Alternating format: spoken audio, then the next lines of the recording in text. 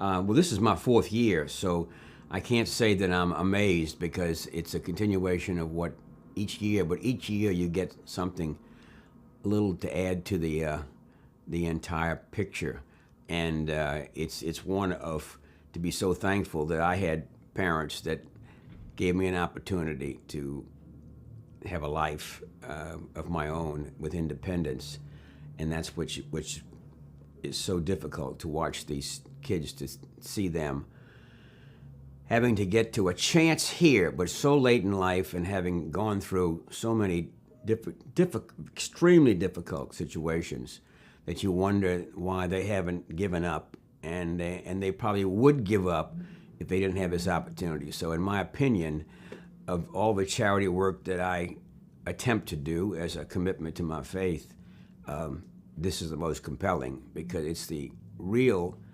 opportunity to change the direction of someone's life instead of just healing a wound.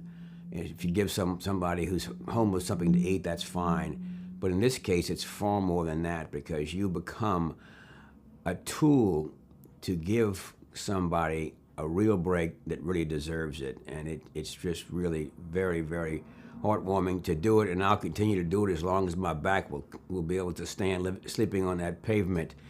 And then the one item that I picked up this year, which I hadn't heard before, which again struck right to the heart of the whole issue, was when Jim Kelly was closing the statement his talk last night. He's certainly an unbelievably outstanding person, and he's the one that brought me into this in the first place because I had worked with him before. He said, we have a chapel here. It's a non-denominational chapel, and there is a priest that's down at St. Jude a couple of blocks away, but he comes in blue jeans once in a while and just says, hey, I'm here if anybody wants to talk. And they come into the chapel and talk to him.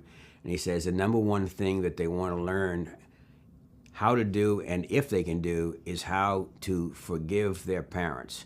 And that's when I said, wow, that's something I don't ever want to have to hear, but it must be even more torture than the kind of physical torture that these kids have gone through.